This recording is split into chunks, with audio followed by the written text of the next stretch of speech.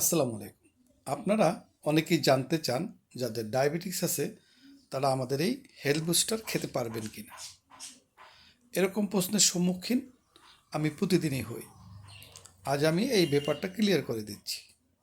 যারা আমাদের এই পেজটি ফলো করেন তারা মোটামুটি অনেকেই জানেন আমাদের এই হেলথ বুস্টার কী দিয়ে তৈরি। যারা জানেন না তাদের জন্য আবারও বলে রাখি, আমাদের এই হেলথ বুস্টার প্রিমিয়াম কোয়ালিটির বাদাম, তামর, বাংলা যাকে আমরা খেজুর বলি, দেশি গাওয়া ঘি এবং খাঁটি মধু, এই উপাদানগুলো সম্পূর্ণ প্রাকৃতিক। এতে নেই কোনো সাদা চিনি, রং বা প্রিজারভেটিভ। সম্পূর্ণ প্রাকৃতিক উপাদানে তৈরি। আমাদের এই প্রোডাক্টটি যেহেতু খেজুর এবং মধু দিয়ে তৈরি, তাই এই উপাদানগুলো প্রাকৃতিকভাবেই মিষ্টি।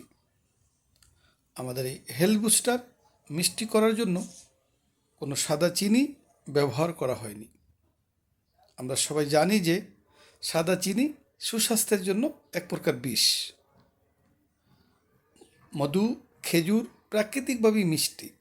যাদের ডায়াবেটিস আছে তারা নর্মালি মধু, খেজুর খেয়ে থাকি, কিন্তু কিভাবে খাই?